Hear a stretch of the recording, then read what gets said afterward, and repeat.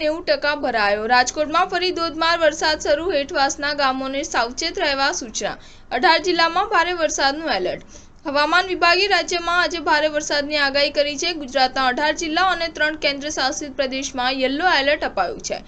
ત્યારે આજે પણ રાજ્યભરમાં મેઘમહેર થવાની શક્યતા છે, જેને પગલે આજે રાજકોટ અને વડોદરા સહિતમાં ધોધમાર વરસાદ વરસ્યો હતો। તો ગઈકાલે સુરત સહિત દક્ષિણ ગુજરાતમાં તેમજ સૌરાષ્ટ્રમાં વરસાદી માહોલ જામ્યો હતો। સવારે 6 વાગ્યાથી બપોરે 2 વાગ્યા સુધીમાં 84 તાલુકામાં વરસાદ નોંધાયો છે। છોટાઉદેપુર જિલ્લામાં 2 દિવસથી વરસાદે વિરામ લીધો હતો।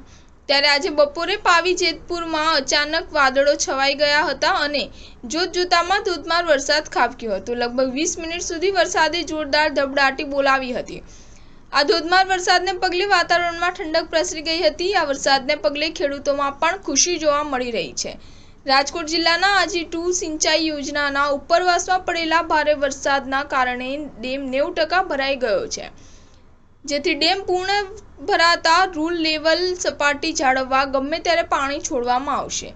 આથી ડેમની હેઠવાસમાં આવેલા પડઘરી તાલુકાના અડબાલકા, બાગી, દહીસરડા, ડુંગરકા, ગધાડા, હરિપર, ખંડેરી, નારણકા, ખસકપર અને ઉકરડા ગામના લોકોને નદીના પટમાં અવરજવર ન કરવા અને સાવચેત રહેવા તંત્ર દ્વારા જણાવવામાં આવ્યું છે।